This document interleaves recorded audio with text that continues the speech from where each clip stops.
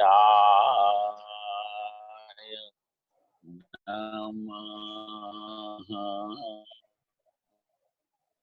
श्री सरस्वत्यै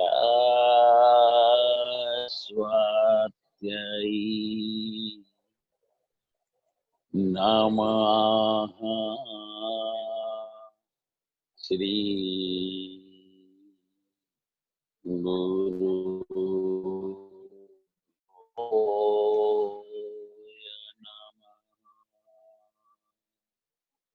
ओ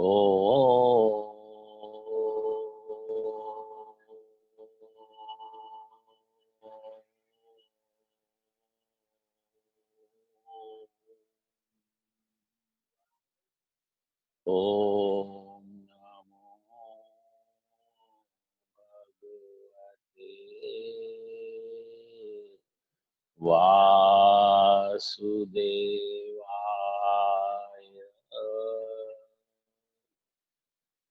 श्री गोवर्धननाथ की जय। गिरिराज धरण की जय। द्वारिकाधीश की जय।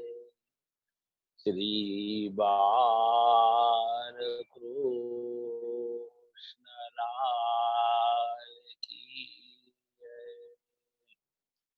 सद्गुरुदेव की जय। सर्व संत हरि भक्तों की जय। श्री वृंदावन बिहारी लाल की जय। परमात्मा श्री कृष्ण ने मानव को ही ऐसी शक्ति बुद्धि कृपा करके प्रदान की है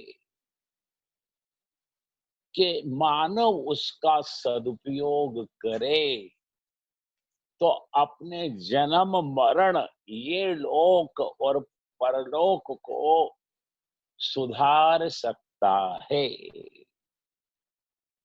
पर मानव ऐसा करता नहीं, मानव अति दुष्ट है। मानव शरीर से भोग विलास करता है, भोग कर करके इस शरीर को रोग का घर बना लेता है,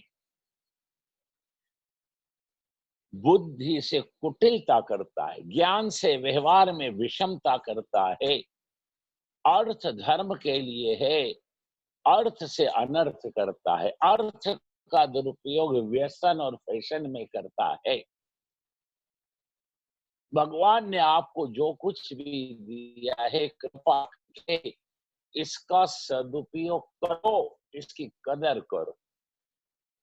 भगवान ने आपको जो कुछ भी दिया है याद रखना, एक दिन भगवान आपसे हिसाब पूछने वाले हैं। मृत्यु क्या है? सारे जीवन के कायिक वाचिक मानसिक कर्मों का परमात्मा को हिसाब किताब देने का पवित्र दिवस ही मृत्यु है। और मृत्यु क्या है? मानव को जो दिया है भगवान ने, वो देवताओं को, दिक्पाल को, लोकपालों को, सूर्य चंद्र यम कुबेर वसु रुद्र आदित्य मरुद गणों को नहीं दिया। आपको कर्म करने की स्वतंत्रता भगवान ने दी। आप बताओ किसको दी? बोलो। लेकिन किए हुए कर्म का फल भोगने में आप परतंत्र हो। किए हुए सत्कर्म का, पुण्य का फल आप हाथ में गंगा जल यमुना जल लेकर अपने इष्ट देव या गुरुदेव को अर्पण कर सकते हो। पर किया हुआ पाप तो अकेले भोगना पड़ता। पाप को हिस्सेदार नहीं, न पिता, न पुत्र, न पड़ोसी, तो परमात्मा पाप कहां से लेंगे? गीता का सिद्धांत है, जो कर्म करने में कुशल है वही तो मनुष्य, वही तो साधक है, वही तो भक्त है। जो धर्म विरुद्ध कर्म कर करके भगवान की कृपा में देरी और दूरी बढ़ा लेता है, वो तो पशु से भी अधम है। शरीर से पशु होना, शरीर से मनुष्य होना सरल है। मानवता से ओतप्रोत होकर मनुष्य होना, फिर आचरण, व्यवहार, नीति और नियत सही साठ होना, ये बहुत मुश्किल है। गीता जी का आरंभ धर्म क्षेत्र कुरुक्षेत्र समवेता युद्धवा। गीता जी का आरंभ होता है धृतराष्ट्र उवाच। गीता जी पर पहली टीका लिखी आदि गुरु शंकराचार्य महाराज ने। शंकराचार्य स्वामी जी जब गीता पर टीका करने बैठे और उन्होंने पोथी को खोला, उनकी दृष्टि गई तो लिखा था धृतराष्ट्र उवाच। भयंकर क्रोध आया शंकर स्वामी। धृतराष्ट्र शब्द का क्या है? धृत यानी कपटी, राष्ट्र यानी संपत्ति। जो दूसरे की संपत्ति, जो दूसरे की धरोहर, जो दूसरे की अमानत विश्वासघात करके हड़प कर ले, उसका स्वामी बन जाए, उसको धृतराष्ट्र कहते हैं। हस्तिनापुर का सारा साम्राज्य पांडु राजा का था। पांडु राजा असमय किंदम ऋषि के शाप से मृत्यु को प्राप्त हुए। पांडु राजा को दो पत्नियां हैं। सूरसेन की कन्या प्रथा,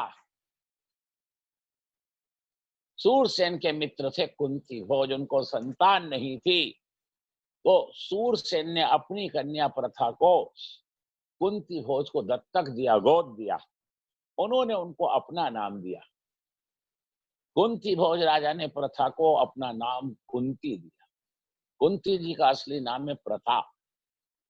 ये चंद्रवंश में सूरसेन हो गए, जिनके पुत्र वसुदेव हैं। वसुदेव जी की सग्गी बहन, एक बहन उज्जैन में ब्याही गई थी जिसका नाम था राज्याधिदेवी। यहाँ के राजा उस समय जयसेन थे। कुंती माता की एक बहन ग्वालियर के पास शिवपुरी के बीच में, ग्वालियर के बीच में चंदेरी है, उसको चेदी देश कहते हैं। वहां के राजा दमघोष से उनको ब्याही गई थी। पांडु राजा का प्रथम लग्न कुंती जी से हुआ, दूसरा लग्न मद्र देश की कन्या माद्री के साथ हुआ। इन पांडु राजा की दो पत्नियां थी। एक बार चतुर्मास करने के लिए दुर्वासा ऋषि हस्तिनापुर में आए। पांडु राजा ने उनकी सेवा में कुंती को नियुक्त किया। दुर्वासा ने हर तरह से कुंती माता की परीक्षा ली। रात को 12 बजे उठ जाए कि मुझे भोजन करना है, भोजन बना, भोजन लाए कि अब नहीं खाना, गाय को डाल। हर तरह से किसी ना किसी तरह इसको क्रोध आए, कंटाल आए। ऐसी कठिन से कठिन परीक्षा दुर्वासा ने 4 महीने ली, पर कुंती माता ने श्रद्धा से 4 महीने महर्षि दुर्वासा की सेवा की, प्रसन्न हो गए। उन्होंने कुंती को सर्वदेव वशीकरण नाम का मंत्र दिया कि बेटा तू जिस देवता का आह्वान करेगी वो तेरे सामने हाथ जोड़कर खड़ा हो जाएगा। तेरी सेवा से, शुश्रूषा से मैं बहुत प्रसन्न हुआ। कुंती माता ने उस मंत्र शक्ति से 5 देवताओं से अंश रूप अपने 5 पुत्र उत्पन्न किए। धर्म के अंश से कुंती माता के यहाँ धर्मराज युधिष्ठिर हुए। वायु के अंश से, बल के अंश से गदाधर भीम हुए, जिनमें 10,000 हाथी का बल था। इंद्र के अंश से कुंती माता के यहाँ अर्जुन हुए, और अश्विनी कुमार के अंश से कुंती माता को नकुल और सहदेव हुए। ये 5 पुत्र हुए 2 पत्नियों से। ये पांडु के 5 पुत्र पांडव कहलाए। अभी आप सीरियल देख रहे होगे, उसमें इतना डिटेल नहीं, बहुत संक्षेप है। धृतराष्ट्र का लग्न, आज जिसको आप तालिबान कहते हो, अफगानिस्तान कहते हो, अफगानिस्तान, उस समय वहां के राजा सुबल थे। उसको गांधार देश के नाम से जाना जाता था। सुबल राजा की कन्या थी गांधारी। सुबल को परास्त करके बला तो उसकी कन्या गांधारी को लेकर भीष्म पितामह गांधार देश से हस्तिनापुर में लाए और गांधारी से उसका लग्न किया। धृतराष्ट्र का जो जन्म से अंधा था, गांधारी से धृतराष्ट्र को 100 पुत्र हुए। सबसे बड़ा दुर्योधन, उससे छोटा दुशासन, शेष इंध्यानु, एक कन्या हुई जिसका नाम दुशला था। कन्या जब बड़ी हुई तो धृतराष्ट्र ने उसका लग्न बृहदक्षत्र के पुत्र जयद्रथ के साथ किया था। एक गणिका से भी धृतराष्ट्र को युयुत्सु नाम का पुत्र हुआ। ये 100 पुत्र हुए। धृतराष्ट्र के ये कौरव कहलाए और पांडु राजा के 5 पुत्र हुए जो पांडव कहलाए।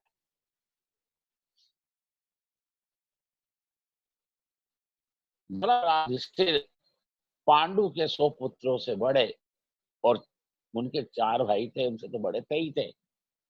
असमय पांडु राजा का मरण हुआ। अब क्या किया जाए? विदुर दासी पुत्र, वो कुरु सभा के महामंत्री हैं। धृतराष्ट्र अंधा है, अंधे को राज्य सिंहासन पर नहीं बिठाया जाता, उसको तो चौकन्ना होना चाहिए, उसकी सूक्ष्म और तीव्र दृष्टि होना चाहिए। भीष्म ने अपने पिता के सुख के लिए अपने सुख का बलिदान कर दिया। भले ही मेरे पिता ने मेरे को युवराज घोषित कर दिया, क्योंकि दास राज की कन्या सत्यवती से दूसरा लग्न हुआ था शांतनु का। उन्होंने कहा, महाराज आपका पुत्र गंगानंदन भीष्म है, इसको युवराज घोषित कर दिया, भविष्य में ये राजा होगा। मैं अपनी कन्या आपको जब ही दूंगा कि मेरी कन्या की कुख से जो पुत्र उत्पन्न होगा वही हस्तिनापुर की गादी पर बैठेगा। अगर ये शर्त मंजूर है तो मैं अपनी कन्या दूंगा, नहीं तो मैं नहीं दूंगा। शांतनु ने कहा, मैं अपने पुत्र के साथ अन्याय नहीं कर सकता, मेरे को लग्न नहीं करना। पर सत्यवती के मोह में वो घुल घुल कर बीमार होकर पीले पड़ने लगे, उनको रोग होने लगा। भीष्म का पूर्व नाम है देवव्रत, ये वसु का अवतार है। देवव्रत को जब मालूम पड़ा, पता पड़ा मेरे पिता सत्यवती के मोह में घुल घुल कर रोगी होते जा रहे हैं, ऐसा ना हो इनका शरीर पूरा हो जाए। अपने पिता के सुख के लिए देवव्रत ने अपने सुख का त्याग कर दिया। दासराज के पास जाकर कहा, तू अपनी कन्या मेरे पिता को दे, मैं राज्य में कभी दावा नहीं करूंगा कि मैं युवराज था और मैं राजा बनूं। आपकी कन्या से जो पुत्र होगा वही गादी पर बैठेगा। कि चलो ये बात तो मैंने मान ली, कल से तुमने लग्न किया, तुम्हारे पुत्र हुए, और उन्होंने अपने हिस्से की दावेदारी वहां पर प्रस्तुत की और उन्होंने कलह की, तो क्या होगा? भीष्म ने दूसरी प्रतिज्ञा की, मैं आजीवन अविवाहित रहूंगा, मैं ब्रह्मचर्य धर्म का पालन करूंगा। ये 2 भीषण प्रतिज्ञा करने से देवव्रत का नाम भीष्म पितामह हुआ। पिता की उन्होंने ऐसी सेवा की, पिता ने उनको इच्छा मृत्यु का वरदान दिया, जब तक बेटा तेरी इच्छा नहीं होगी काल आकर तेरे को पकड़ेगा नहीं, जब तक तेरी इच्छा होगी तब तक तू इस मृत्यु लोक में जीवित रहेगा। दासराज ने अपनी कन्या सत्यवती का लग्न शांतनु से किया। शांतनु को 2 पुत्र हुए, विचित्रवीर और चित्रांगद।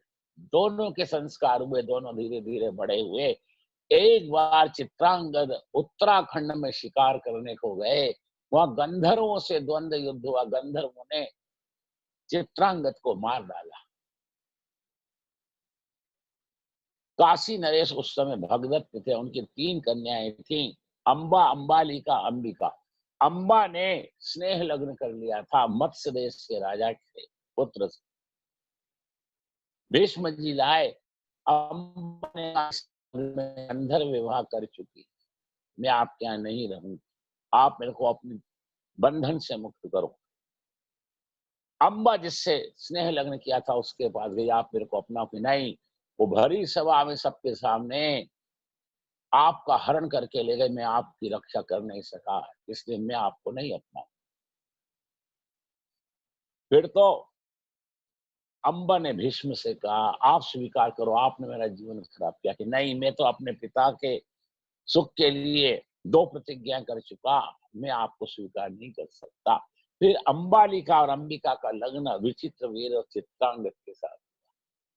चित्रांगद शिकार खेलने में मारा गया और भगवान व्यास ने संकल्प शक्ति से अंबालिका में धृतराष्ट्र को, अंबिका में पांडु को और एक दासी से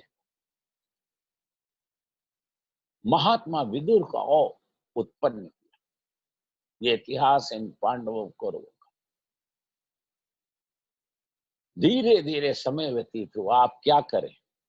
पांडु राजा का मरण हो गया, हस्तिनापुर की गादी पर अब किसको बिठा। बिना राजा के प्रजा में अशांति हो जाती है, अराजकता हो जाती है, अनेक लोग आक्रमण करने की सोचते हैं। उस समय भीष्म पितामह ने बड़े बड़े ऋषि मुनि मनीषियों को बुलाकर मंत्रणा की, क्या किया जाए। सबने एक मत होकर ये निर्णय दिया, आपातकाले मर्यादा नास्ति। आप गादी पर बैठोगे नहीं, विदुर दासी पुत्र है, वो गादी पर बैठ नहीं सकते, इसलिए इस अंधे धृतराष्ट्र को ही नाम मात्र का राजा बनाकर हस्तिनापुर की गादी पर बिठाया गया। और राजकाज का सारा कामकाज, हे गंगा नंदन, हे परम भागवत, हे भीष्म पितामह, आप देखो ये निर्णय हुआ। अंधे धृतराष्ट्र को हस्तिनापुर की गादी पर राज्याभिषेक करके बिठाया। पांडु राजा के 2 पत्नियों से 5 पुत्र, गांधारी से 100 पुत्र। धृतराष्ट्र को धीरे धीरे जब पांडु के पुत्र बड़े हो गए, तब कुल गुरु कृपाचार्य, कुल पुरोहित धौम्य ऋषि, गंगानंदन भीष्म और भरद्वाज नंदन द्रोणाचार्य, जो कौरव पांडवों के गुरु थे शस्त्र विद्या के, शास्त्र विद्या के, उन्होंने धृतराष्ट्र से कहा, महाराज आपको नाम मात्र के लिए गादी पर बिठाया, अब आप हटो। अब पांडु राजा के पुत्र धर्मराज युधिष्ठिर का राज्याभिषेक हो के। बोले ये कैसे हो सकता है, मेरे बाद मेरा पुत्र दुर्योधन बैठेगा। कि नहीं, आप राजा नहीं, आपको तो राजा के पद पर बिठाया था। सारा काम काज गंगानंदन भीष्म देखते थे। धृतराष्ट्र की लानत बिगड़ गई। आगे की कथा आप सब जानते हो। पांडवों को दुर्योधन ने, धृतराष्ट्र ने अपने राज्य में कंटक समझा, उनको मारने के अनेक षड्यंत्र किए, अनेक प्रयत्न किए, उनका अपमान किया, उपेक्षित किया, कलंकित किया, लांछित किया। जुआ जैसा अधम महापाप हुआ। शकुनी ने कपट करके पासे बदल दिए, पांडव अपना सर्वस्व हार गए, द्रौपदी को दाव पर भी लगवा दिया। और फिर एक आर्य सन्नारी, एक पतिव्रता स्त्री का इस भरत खंड की भूमि पर हस्तिनापुर के भरे दरबार में चीरहरण जैसा महापाप हुआ। सबने धृतराष्ट्र को धिक्कारा। इस ग्लानि से धृतराष्ट्र ने क्षमा मांगकर पांडवों का हारा हुआ सारा राज्य और सबको दासता से मुक्त कर दिया। फिर भी दुर्योधन का मन नहीं माना, उसने एक बार फिर जुआ खेला। अब की शर्त पे जुआ खेला कि जो हारेगा वो 12 वर्ष के वनवास, 1 वर्ष के अज्ञातवास हो जाएगा। फिर शकुनी ने कपट किया और पासे बदले, पांडव हार गए। भगवान जानते हैं, शकुनी ने कपट किया, 12 वर्ष का अज्ञातवास और 12 वर्ष का वनवास और 1 वर्ष का अज्ञातवास। विराट राजा उत्तर किया परिपूर्ण करके पाची पांडव द्रौपदी सहित खांडव वन में आए। भगवान द्वारकाधीश पांडवों की सुध लेने खांडव वन में आए। उस समय अग्निदेव वहां प्रकट हुए। अग्निदेव ने द्वारकाधीश श्री कृष्ण को वंदन करके कहा, हे वसुदेव, हे द्वारकानाथ, हे लक्ष्मीपति, आपने सुना होगा सतयुग में सूर्य वंश में मरुत नाम के राजा हुए थे। उन्होंने ऐसा यज्ञ किया और यज्ञ जब परिपूर्ण हुआ तो घी की धारा छोड़ी वो घी की धारा यज्ञ कुंड में से निकलकर समुद्र में जाकर मिली। उस मरुत के यज्ञ से ही मेरे को अजीर्ण हो गया। मैं अपने पेट का अजीर्ण ठीक करने के लिए इस खांडव वन को खाना चाहता हूं, आप आज्ञा दो। भगवान ने कहा ठीक है, खा जा। अग्नि ने अपना सूक्ष्म रूप प्रकट किया और वायु लगते ही वो दावानल के रूप में अग्नि प्रचंड हो गए, सारे खांडव वन को जलाकर राख कर दिया। पवन देव आए, सारी राख को, कचरे को, धूल मिट्टी को उड़ाकर दूर फेंक दिया। खांडव वन सुरक्षित हो गया। आज ब्रह्मा जी ने देवताओं के शिल्पी विश्वकर्मा, राक्षसों के शिल्पी मैदानों को वहां पहुंचाया।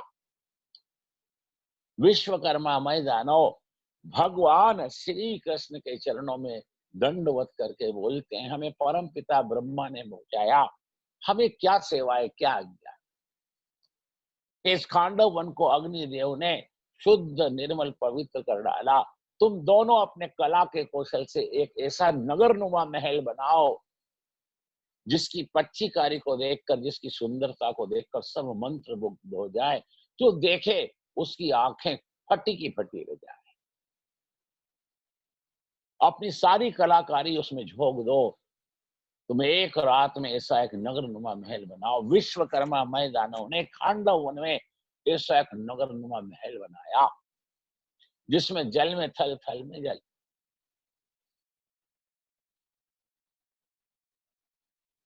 उसका नाम उसी दिन से इंद्रप्रस्थ हो गया। आज जिसको आप नई दिल्ली के नाम से जानते हो, ये खांडव वन है, इसका नाम इंद्रप्रस्थ भी था। पांची पांडव द्रौपदी जी के साथ इंद्रप्रस्थ में विराजते। समय समय पर भगवान पांडवों का कुशल क्षेम लेने इंद्रप्रस्थ आते हैं। एक दिन धर्मराज युधिष्ठिर ने भगवान द्वारकाधीश श्री कृष्ण से कहा, हे माधव, हे गोविंद, हे दामोदर, हे द्वारकानाथ, हस्तिनापुर का सारा साम्राज्य हमारा है, पर सारा नहीं तो बड़े पिता से कहो अर्धा राज्य हमको दे। अगर अर्धा राज देने में भी उनको कोई झंझट, कोई कष्ट या कोई तकलीफ होती हो तो हम 5 भाई हैं, हमको 5 गांव दे दे। क्योंकि क्षत्रिय अगर भीख मांगकर उदर पोषण करे, उसके लिए जीते जी मर जाना है। अगर हम ब्राह्मण होते तो भीख मांग कर भी अपना जीवन भगवान की भक्ति करते हुए व्यतीत कर लेते। आप कृपा करो। आगे की कथा आप सब जानते हो। दुर्योधन हट करके बैठा है। भगवान शांति दूत बनकर भी समझाने जाते, दुर्योधन नहीं मानता। धीरे धीरे समय व्यतीत हुआ।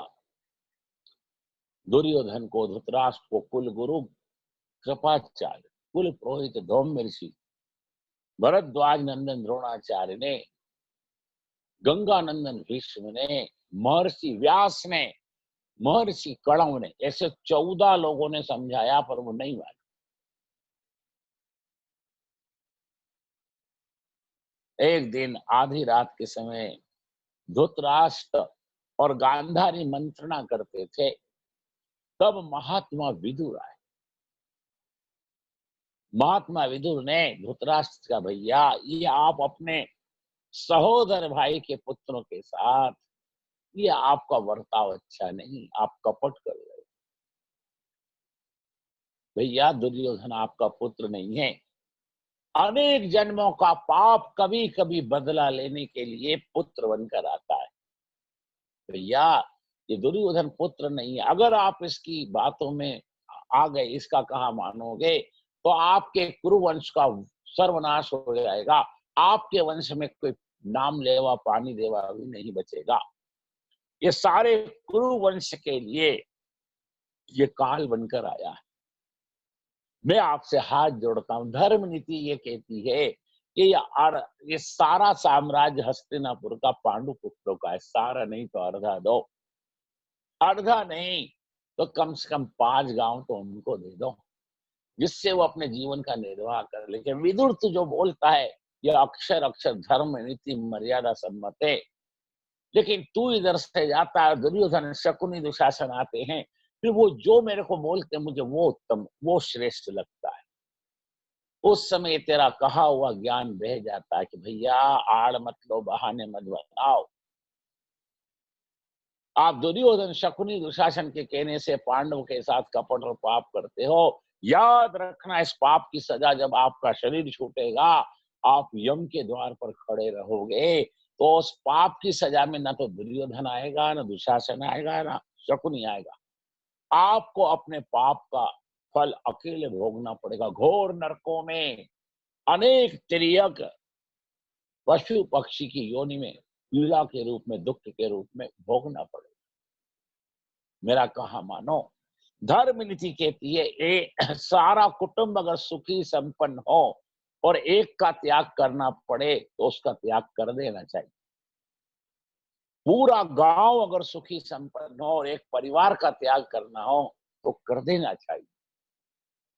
सारा नगर अगर सुखी संपन्न और वैभवशाली होकर शांति से अपने जीवन को व्यतीत करे और लक्ष्य की प्राप्ति करे तो एक गांव का त्याग कर देना चाहिए। महाराज धर्म नीति तो आगे कहती है जिसको इसी जीवन में परमात्मा की प्राप्ति करना हो, जन्म मरण के त्रास से मुक्त होकर अपने इष्ट देव की धाम की नित्य लीला में जाना हो, उसको अपने जीवन में से आलस्य, प्रमाद और सकामता त्याग देना चाहिए। प्रारब्ध से जो मिले उसमें संतोष मानकर दुख सहन करके अपने भगवान की प्रसन्नता के लिए साधन भक्ति करना चाहिए। ये धर्म नीति ज्ञान का सार है। आप इस पापी दुर्योधन का त्याग कर दो। विदुर जी इतना बोलकर मौन हुए। पीछे दुर्योधन, दुशासन, कर्ण और शकुनी पड़े। भयंकर क्रोध करके दुर्योधन बोला, वाह वाह वाह वाह वाह वाह वाह काका जी वाह। जब देखो तब मेरे प्रति मेरे पिता को भड़काते रहते हो, मेरे लिए जहर के साथ साथ अग्नि उगलते हो। अरे तुम उस कुत्ते से भी हल्के हो। कुत्ता जिसके घर का खाता है रात को जागकर चाकरी करता है। तुम जिस हस्तिनापुर की कुरु सभा के महामंत्री हो, तुम हमारा ही बुरा सोचते हो। तुम क्या भांड हो? क्या तुम भाट हो? रहते हो कुरु सभा हस्तिनापुर में, हर सुख सुविधा तुम्हें यहां से मिलती है और गुण गाते हो पांडवों के। अरे कोई है कि सब मर गए, इधर आओ। चार दास, चार सिपाही दौड़ते हुए आए। क्या आज्ञा है युवराज? ये धक्के मार के इसको यहां से बाहर निकाल। मैं इसका मुंह भी देखना नहीं चाहता। अब कुरु सभा के महामंत्री के साथ ऐसा वर्तन न तो सैनिक कर सकते हैं न सेवक। खड़े हैं, अरे तुम्हें जान प्यारी नहीं, मैं तुम्हें मृत्यु दंड दूंगा। उस समय महात्मा विदुर बोले, दुर्योधन तू इनको क्यों धर्म संकट में डालता है? मैंने अनेक बार भैया को समझाया, भैया नहीं माने। अब मैं ही हस्तिनापुर की इस कुरु सभा के महामंत्री पद का त्याग करता। विदुर जी ने बहुमूल्य जो महामंत्री के वस्त्र आभूषण थे, राज सत्ता का प्रतीक पगड़ी, तलवार थी, पट्टा बिल्ले थे, सब निकाल दिए और हस्तिनापुर के राज दरबार की ड्योढ़ी पर रख दिए। विदुर जी ने श्वेतांबर वस्त्र धारण किए, कपाल पर भस्म का त्रिपुर्ण कुमकुम की श्री, गले में तुलसी की कंठी रुद्राक्ष की माला पहनी।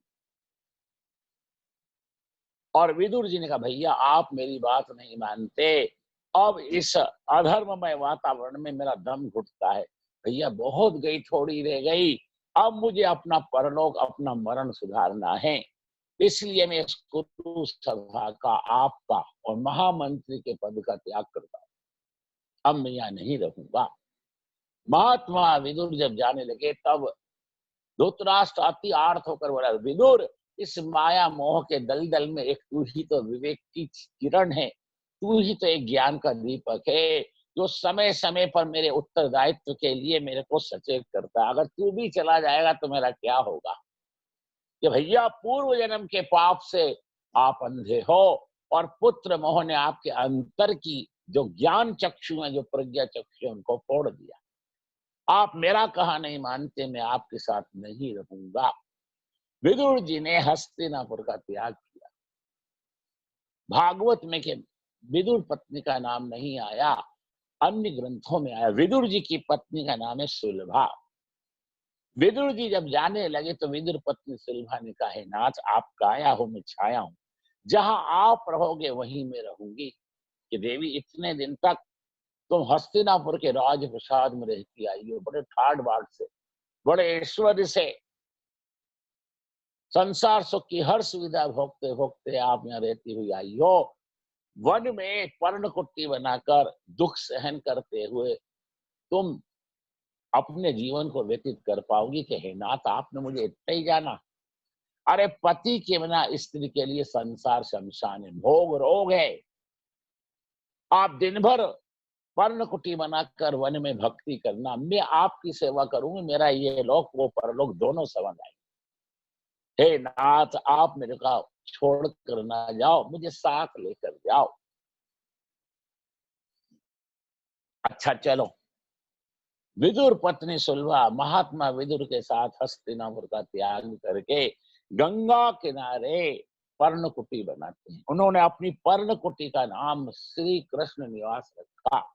कई लोग करोड़, 2-4 करोड़ की कोठी बनाते हैं, उस पर अपना नाम लिखते हैं। नाम रूप सब मिथ्या है। ये संसारियों में ऐसी बीमारी हो तो ठीक है, पर कई बार साधु संतों में भी ये बीमारी। मेरे बाद मेरी परंपरा चले, मेरे बाद मेरा नाम जगत में रहे, महाप्रलय में सबका अच्युतम केशवम हो जाएगा, कोई नहीं रहता। महाप्रलय में अकेले भगवान रहते हैं। महाप्रलय की अवधि है 9,29,40,000 वर्ष।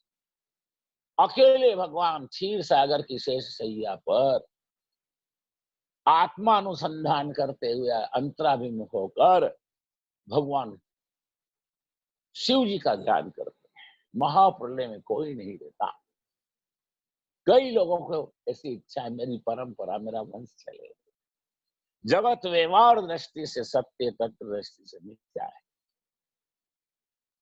विदुर जी गंगा किनारे पर्णकुटी बनाकर सुबह 4 बजे से लेकर रात के 8 बजे तक, ध्यान दो, 16 घंटे भगवान की भक्ति करते हैं। साधारण भक्ति से, साधारण सत्कर्म से पाप नाश नहीं होता। अंतःकरण शुद्ध कैसे होगा? परमात्मा कैसे मिलेंगे? जन्म मरण के त्रास से कैसे मुक्त होंगे?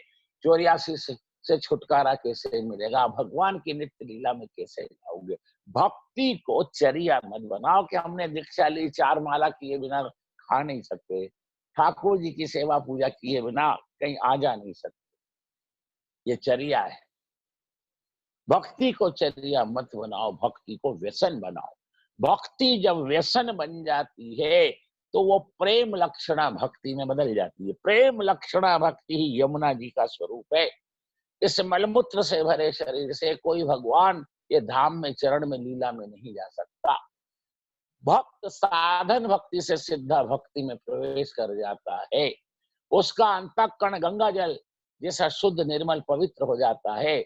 उसको देह धर्म, काल धर्म नहीं व्यापते, वो भूख प्यास निद्रा को जीत जाता है। ऐसे सिद्ध कोटि के भक्त को यमुने महारानी भगवान के नित्य लीला में प्रवेश करने के लिए अपांच भौतिक चिन्मय स्वरूप प्रदान करती। ये पंचभूत 24 तत्व के स्थूल शरीर से कोई भगवान के धाम में, के चरण में, के लीला में नहीं जा सकता। भक्ति को व्यसन बनाओ। भक्ति जब व्यसन बन जाती है तो वो प्रेम लक्षणा भक्ति में बदल जाती है। प्रेम लक्षणा भक्ति ही यमुने महारानी का स्वरूप है।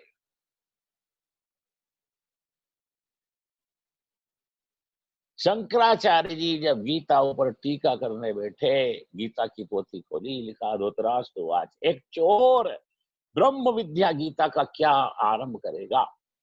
शंकराचार्य स्वामी को भयंकर क्रोध आया। शंकराचार्य स्वामी ने गीता जी का प्रथम अध्याय है अर्जुन विषाद योग छोड़ दिया। गीता जी का दूसरा अध्याय है सांख्य योग। गीता जी के दूसरे अध्याय के 10 श्लोक छोड़ दिए। जहां से भगवान द्वारकाधीश श्री कृष्ण पार्थ सारथी बोलना चालू करते हैं, वहां से भगवान शंकराचार्य जी ने अपने गीता भाष्य का आरंभ किया।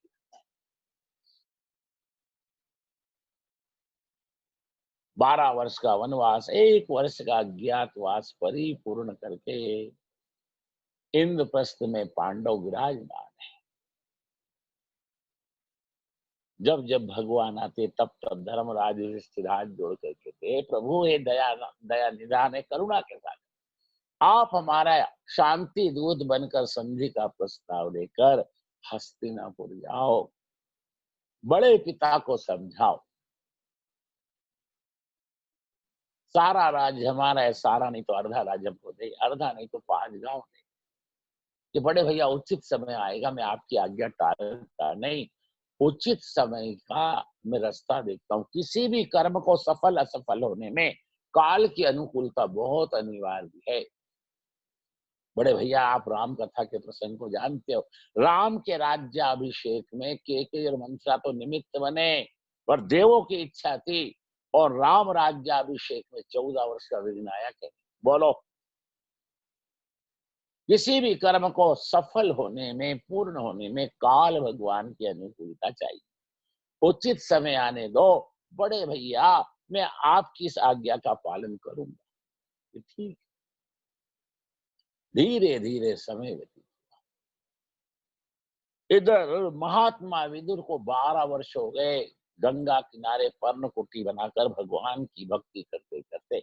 विदुर जी के इष्ट देव बाल कृष्ण लाल, विदुर जी ने पर्णकुटी में बाल कृष्ण लाल के एक अर्चा विग्रह को स्थापित किया। सुंदर सिंहासन है चंदन का, उस पर मखमल की गादी है, उस पर बाल कृष्ण लाल का अर्चा विग्रह पधराया।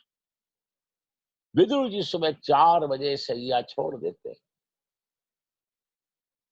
विदुर जी डोल डाल हो जाते हैं, स्नान करते हैं, फिर 4:30 से लेकर 5:30, ये ब्राह्म मुहूर्त है 4 से 5:30 का,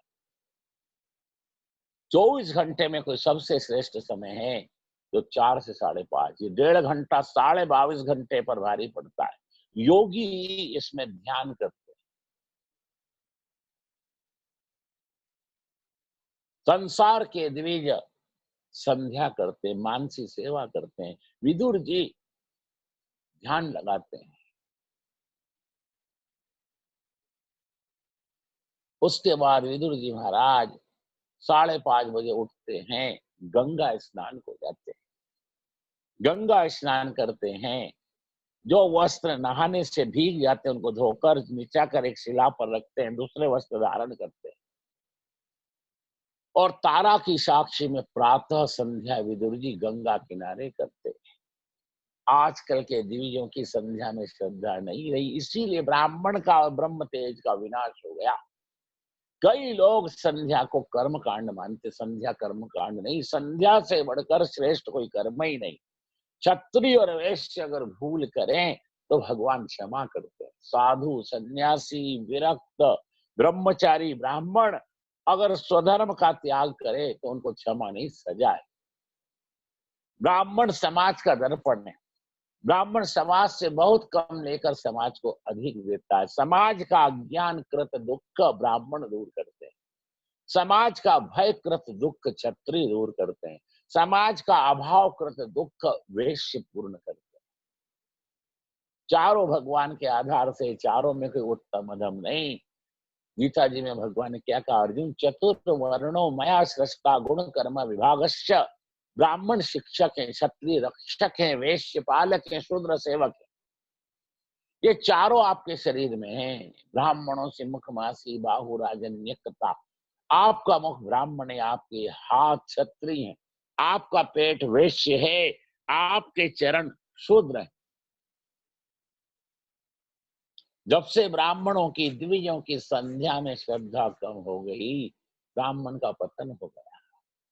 आज भी जो ब्राह्मण त्रिकाल संध्या करता है, 3 गायत्री के पुरुष चरण जिसने किए, उसकी सारी चिंता भगवान सूर्य नारायण को हो जाती है। ऐसे संध्याशील ब्राह्मण के साथ एक नहीं 10,000 भी उसके शरण में होंगे, सब आनंद करें। ब्राह्मण भले ही पैसे वाला ना हो, निर्धन हो, लेकिन ब्राह्मण में ब्रह्म तेज को महत्व। ब्रह्म तेज आंखों में, ललाट पर, मस्तक पर होता है।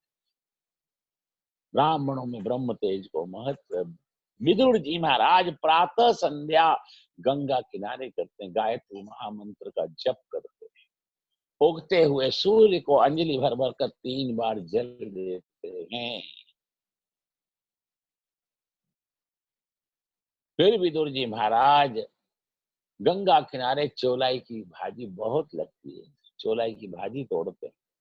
गंगा किनारे से अपनी पर्णकुटी में आते आते बगीचा में जाकर फूल तुलसी लाते हैं, दुर्वा लाते हैं, घर आते हैं। इतने में विदुर पत्नी पर्णकुटी को गाय के गोबर और गंगा जल से लीप के शुद्ध और पवित्र करके रखती है। विदुर जी बाल कृष्ण लाल की सेवा करें, उस सेवा में काम में आने वाले जितने बर्तन हैं उनको सूखी राख से मांझ कर शुद्ध सूती कपड़े से पोंछ कर रखती है। गर्मी हो तो विदुर जी चंदन की अर्चा करते, चंदन घिस के रखती है। ठंडी हो तो कुमकुम, जो कुमकुम बनता वो कुमकुम रखती है। विदुर जी पुष्प लाते हैं तो उसमें से खरपतवार निकालकर शुद्ध पुष्पों को जल के छींटे देकर पवित्र करती हैं और माला सिद्ध करती।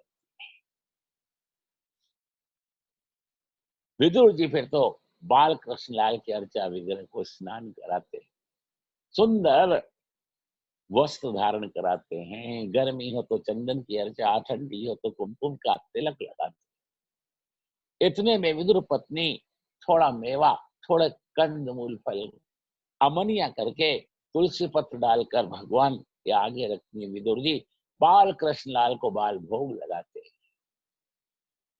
जो चौलाई की भाजी तोड़कर लाते हैं उसमें से खरपतवार निकालकर विदुर पत्नी चौलाई की भाजी बनाती है, बाजरे के 5 टिक्कड़ बनाती है। इधर विदुर जी फिर भगवान का ध्यान ज्ञान के अनुसार करते करते महामंत्र हरे कृष्ण कृष्ण कृष्ण हरे हरे, हरे राम राम राम हरे हरे, इसका जप कर। ये सब जप करते करते मध्याह्न काल का समय आ जाता है। अगर गर्मी हो तो मध्याह्न संध्या करने विदुर जी महाराज पुनः गंगा किनारे आते हैं, मध्याह्न संध्या करते हैं, गंगा स्नान करते हैं, देव ऋषि पितृ मनुष्यों का तर्पण करते हैं। गंगा किनारे से विदुर जी आते हैं, विदुर पत्नी प्रसाद सिद्ध करती, थाली में बाजरे के टिक्कड़ और चौलाई की भाजी पधराई, झारी गंगा जल से भरी पधराती हैं। विदुर जी तुलसी पत्र छोड़कर बाल कृष्ण को भोग लगाते हैं। अन्नम ब्रह्म रसम विष्णु भोक्तम स्वयं महेश्वरा, अहम प्राणाय स्वा पानाय स्वा उदानाय स्वा व्यानाय स्वा समानाय स्वाहा, गौग्रास निकालते हैं। हे देवी हम भोजन करते तो 10-15 मिनट लगती है, मेरे बाल कृष्ण लाल अति कोमल, ये अरोग हैं तो इनको आधा घंटा तो लगता है। विदुर जी पत्नी के साथ कहते आ बैठ, भगवान अरोग रहे हैं, हम भाव करें और चल थोड़ी देर कीर्तन करें। पति पत्नी ताली बजा बजा कर भगवान के नाम का कीर्तन करते हैं। ताली नाद ब्रह्म का प्रतीक है, परमात्मा का नाम नाम ब्रह्म है। नाद ब्रह्म और नाम ब्रह्म जब चरम सीमा पर जाते हैं वहां पर ब्रह्म परमात्मा को प्रकट होना ही पड़ता है। जोर जोर से पति पत्नी हरे कृष्ण कृष्ण कृष्ण हरे हरे, हरे राम राम राम हरे हरे, गौरांग महाप्रभु इस महामंत्र का नाचते नाचते कीर्तन करते।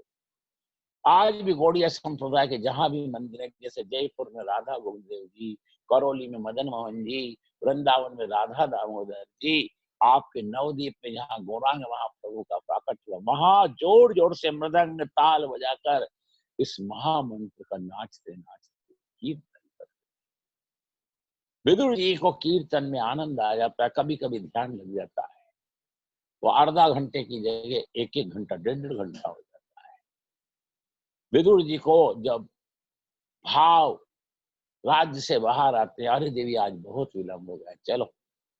फिर पति पत्नी प्रसादी करते हैं, गौ ग्रास देने के बाद फिर विदुर जी थक जाते हैं, लेट जाते हैं। विदुर पत्नी विदुर जी की चरण सेवा करती, कभी कभी जिज्ञासावश कोई प्रश्न करती हैं तो विदुर जी शास्त्रों के सिद्धांत दृष्टांत सहित सत्संग के माध्यम से विदुर पत्नी को सुनाते। धीरे धीरे समय व्यतीत होता है। इधर 5 साढ़े 5 बज जाती है। विदुर जी जल पान करते हैं, हाथ मुंह धोकर फिर सायं संध्या करते हैं। सायं संध्या गायत्री जप करते करते दिन अस्त होने लगता है। प्रदोष काल गोधूली वेला का काल आ जाता है। फिर विदुर जी बाल कृष्ण लाल के आगे दीपक प्रज्वलित करके आरती करते हैं।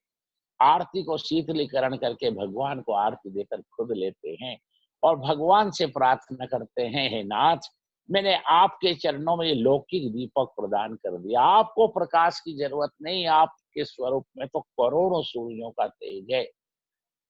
अज्ञान रूपी अंधकार मेरे अंतःकरण में है। हे नाथ, मैंने आपको लौकिक दीपक अर्पण किया, आप मेरे हृदय में अपरोक्ष ज्ञान रूपी दीपक प्रकट करो ताकि हृदय में विराजमान हे द्वारकाधीश में आपका दर्शन कर सकूं। ऐसी प्रार्थना कर और फिर पति पत्नी मिलकर भगवान के उस महामंत्र के नाम का कीर्तन ताली बजा बजा कर करते हैं। जिस घर के हरि भक्त नित्य शाम को भगवान की आरती पूजा करने के बाद भगवान के नाम का कीर्तन करते हैं, वहां कली का प्रवेश नहीं होता। कली भगवान के नाम से डरता है। वहां काल का, क्रोध का, काम का भी प्रवेश नहीं होता। ये सब करते करते विदुर जी को 8 बज जाती है। अगर कभी कोई भूख प्यास और सुबह की सामग्री बच्ची कुछ हो तो आरोग लेते, नहीं हो तो एकाध केला एकाध आंबा। विदुर जी एकाध केला एकाध आंबा विदुर पत्नी सुलभा आरोग लेती। पाव आधा पाव दूध सुलभा पाव भर दूध विदुर जी पी लेते और फिर शैया पर सोने जाते हैं। फिर भी भगवान के नाम का सतत जप करते, क्योंकि मृत्यु की छोटी बहन निद्रा है। शैया में हर साधक के लिए भक्ति करना अनिवार्य, क्योंकि कभी कभी साधक ऐसा सोता जागता ही नहीं। डॉक्टर को बुलाकर लाओ तो कहता इनको तो गहरी नींद में साइलेंस सीवियर हार्ट अटैक हो गया, इनको मरे 4 घंटे हो गए। जब तक आपको ये पूरी तरह विश्वास ना हो जाए कि बिस्तर पर जाने के बाद, सैया पर जाने के बाद 1-2 मिनट में मेरे को नींद आ जाएगी, तब तक आप बिस्तर पर सोने मत जाओ। अगर निद्रा ना आए, साधक सोने को बिस्तर पर जाए तो कभी कभी साधक की बुद्धि द्रव्य सुख का, कभी कभी काम सुख का चिंतन करती। सैया में भी भक्ति करना अनिवार्य। विदुर जी महाराज शैया में भी सोने से पहले कम से कम 3-4 माला ये महामंत्र की करते। आपसे एक प्रश्न करते हैं, शरीर शरीर के साथ मिलता है तब सुख होता है, बोलो। ये जीव जीव के साथ मिलता है तब सुख होता है। शरीर शरीर के साथ मिले तो शव में, मुर्दे में हाथ है, आंख कान नाक सब तो है।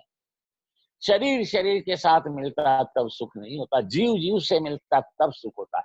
ये जीव जिस दिन परमात्मा से मिलेगा इसको कैसा आनंद होगा। आप बर्फ को छूते हो ठंडक लगती है, आप चंदन कपाल पर लगाते हो शीतलता और सुगंध का अनुभव करते हो। पर ब्रह्म परमात्मा के चरणों का स्पर्श जब जीव को होगा उसको कितना आनंद आएगा।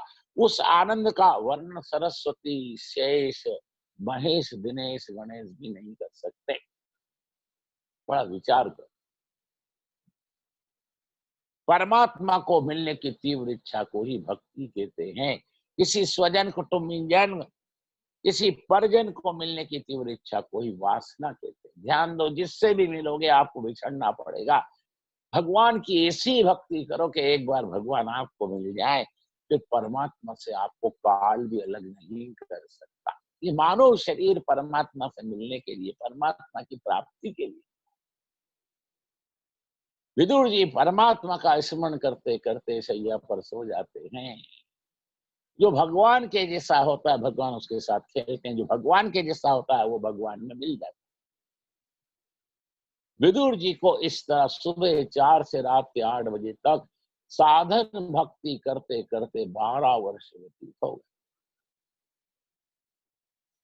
सुखदेव जी से परीक्षित राजा ने प्रश्न किया, गुरुदेव मैंने सुना है महात्मा विदुर जी भरत खंड की तीर्थ यात्रा करने के लिए गए थे। विदुर जी भरत खंड की तीर्थ यात्रा करने को क्यों गए? विदुर जी का संत जिस भूमि में बैठकर ध्यान करे, भगवत सेवा करे, कीर्तन करे, वो भूमि तीर्थ हो जाती है। विदुर जी जैसे संत तीर्थ में तीर्थों को तीर्थ पना प्रदान करने के लिए जाते हैं, और विदुर जी महाराज उम्र के चौथे पद में अति वृद्ध अवस्था में तीर्थ यात्रा करनी क्यों गए? ये प्रश्न है सुखदेव जी से परीक्षित का।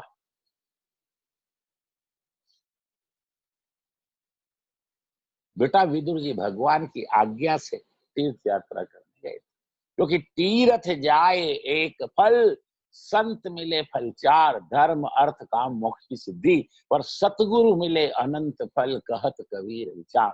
84 काट देते, जन्म मरण के घटमाला से मुक्त करके भगवान की नित्य लीला में प्रवेश करा देते। इधर इंद्रप्रस्थ में भगवान द्वारकाधीश पधारे। धर्मराज विष्णु का प्रभु अब तो दया करो कि हाँ, आज मैं सात्विकी को इंद्रप्रस्थ से हस्तिनापुर नरेश धृतराष्ट्र को खबर पहुंचाने के लिए पहुंचाता हूं। बड़े भैया आज खबर जाएगी, कल नहीं परसों में आपका शांति दूत बनकर संधि का प्रस्ताव लेकर मैं हस्तिनापुर निश्चित जाऊंगा। ये ठीक है। धर्मराज सहित पांचों पांडव, द्रौपदी प्रसन्न हो। भगवान ने अपना रथ सात्विकी को दिया, सात्विकी भगवान के रथ पर बैठे। भगवान ने दारुक सारथी को आज्ञा दी, दारुक सात्विकी को लेकर इंद्रप्रस्थ से तुम हस्तिनापुर के लिए प्रस्थान कर। सात्विकी को सब समझा दिया भगवान ने, आपको वहां जाकर सभा में क्या कहना है, क्या करना है। ठीक। दारुक सारथी रथ को दौड़ाते दौड़ाते इंद्रप्रस्थ से चले। तेज गति से रथ दौड़ता दौड़ता एक पहर यानी 3 घंटे के बाद हस्तिनापुर पहुंच गया।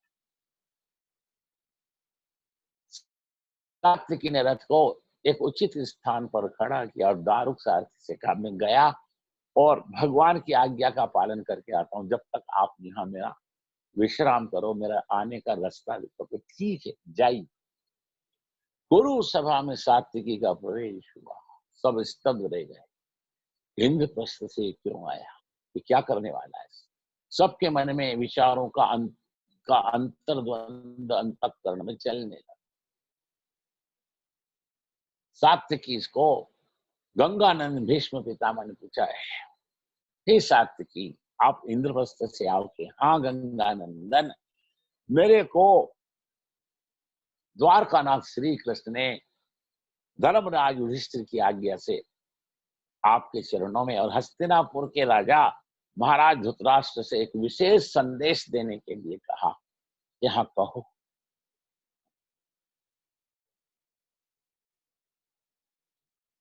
मैं आज संदेश देने आया। कल का दिन छोड़कर परसों इंद्रप्रस्थ से 3 लोक 14 भुवन के नाथ द्वारकाधीश श्री कृष्ण पांडवों के शांति दूत बनकर संधि का प्रस्ताव लेकर आपके पास आए। आगे क्या होगा वो आकर भगवान स्वयं आपको अवगत कराएंगे। मैं तो केवल इतना संदेश देने के लिए आया। न्यायपालिका, राज्यपालिका, कार्यपालिका, सारे अमात्य, सारा दरबार खचाखच भरा था, दरबार लगा था, सबने सुना। सभी को शंका हुई, अनेक अच्छे बुरे विचार। शकुनी ने धीरे से कहा, ग्वाला आकर क्या बिखेरा करेगा, क्या करेगा? मेरे पास सबके कांटे का इलाज है, इस ग्वाले के कांटे का इलाज नहीं। ये कहीं बखेरा ना कर दे,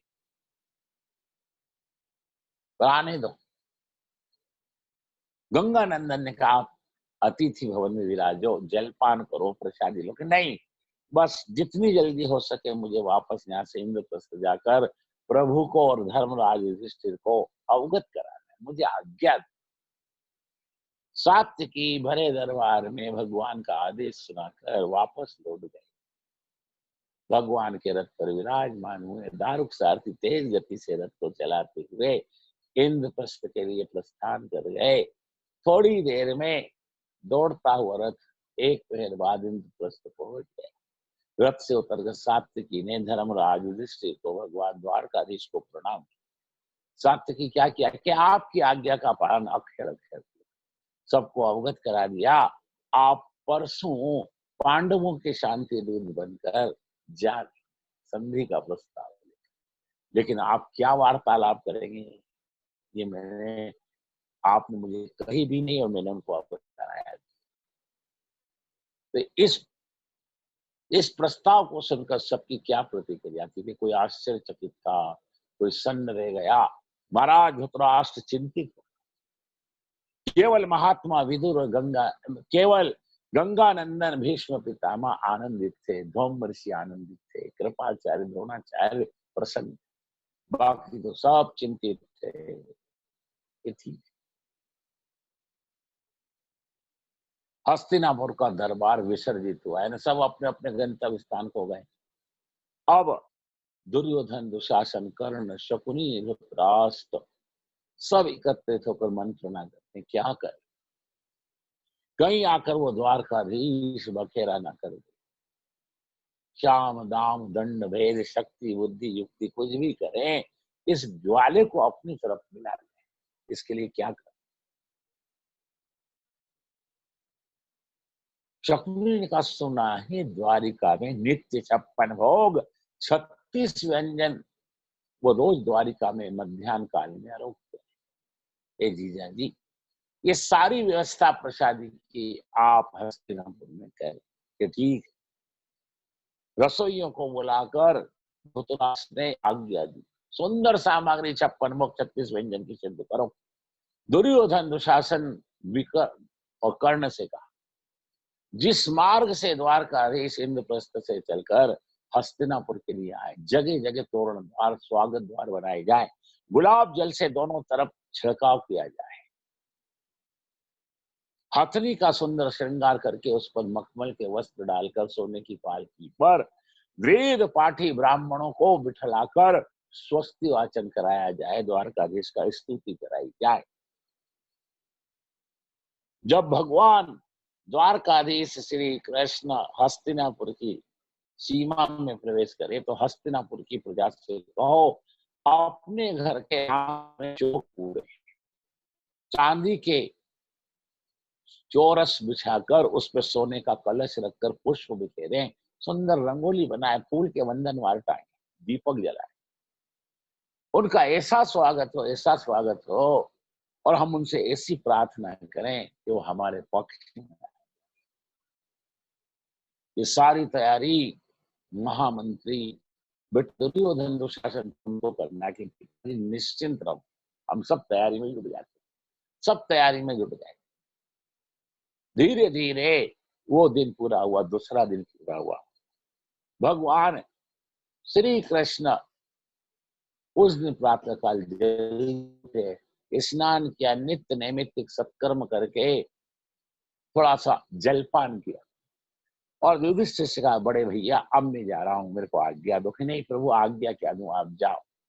ए नाथ, बात बिगड़े नहीं, बात बनी रहे, आप कृपा करना कि मैं हर तरह से बात बने वही प्रयास करूंगा, आप निश्चिंत है। इधर प्रातः काल इंद्रप्रस्थ से भगवान हस्तिनापुर के लिए निकलते, इधर महात्मा विदुर भी अब स्नान करने के लिए गंगा किनारे आते हैं। आज उनको थोड़ा विलंब हो गया। आज गंगा किनारे घाटों पर मार्ग के दोनों तरफ हरि भक्तों की भीड़ लग गई। साधु, सन्यासी, तपस्वी, विरक्त, ब्रह्मचारी, अवधूत, परमहंस, यति, योगी, ज्ञानी, आज चारों तरफ गंगा किनारे हरि भक्तों की भीड़ लग गई। विदुर जी ने स्नान किया, अपने नित्य नैमित्तिक सत्कर्म संध्या की, और फिर विदुर जी ने एक वैष्णव से पूछा, भैया क्या बात है, आज ना कोई पर्व है ना कोई त्योहार है, गंगा किनारे इतनी भीड़ कैसे? कि हे महात्मन, आपको खबर नहीं? कि नहीं, क्या बात है, आप बताओ। कि 3 लोक 14 भुवन के नाथ, द्वारकाधीश श्री कृष्ण, लक्ष्मी के पति, वैकुंठ के स्वामी, भोग और मोक्ष के प्रदाता, आज इसी मार्ग से इंद्रप्रस्थ से चलकर हस्तिनापुर जाएंगे। वो पांडवों के शांति दूत बनकर संधि का प्रस्ताव लेकर जा रहे। हमें आज भगवान द्वारकाधीश के स्वरूप का प्रत्यक्ष दर्शन होगा कि गंगा किनारे जो चारों तरफ भीड़ लगी है, ये भगवान के दर्शन के लिए सब एकत्रित हुए कि भगवान आ रहे यहाँ।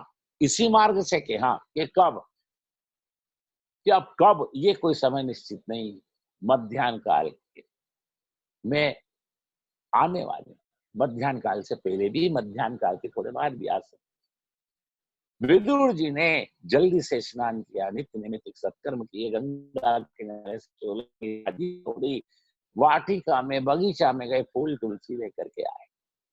आज विदुर जी अति प्रसन्न है। विदुर जी दौड़ते दौड़ते आए, पर्णकुटी में प्रवेश किया। अरे देवी क्या कर रही हो? कि प्रभु क्या बात है, आज आप बड़े प्रसन्न हो, की बातें कुछ ऐसी।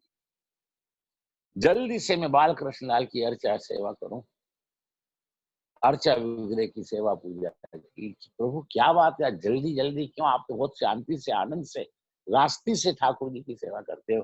कि देवी इस पर्ण कुटी में तुम्हें सेवा करते करते, बाल कृष्ण लाल की भक्ति करते करते 12 वर्ष हो गए। मैंने एक संत के मुख से सुना था, कोई से दुख सहन करते हुए प्रारब्ध से जो मिले उसमें संतोष मानकर भगवान की 12 वर्ष अगर सेवा करता है तो वो सत्कर्म 12 वर्ष में फलीभूत होता है। हमने इस पर्ण कुटी में दुख सहन करते हुए 12 वर्ष बाल कृष्ण लाल की सेवा की है। आज उसका फल हमको मिलने वाला है। क्या आज क्या होने वाला है आप बताओ तो?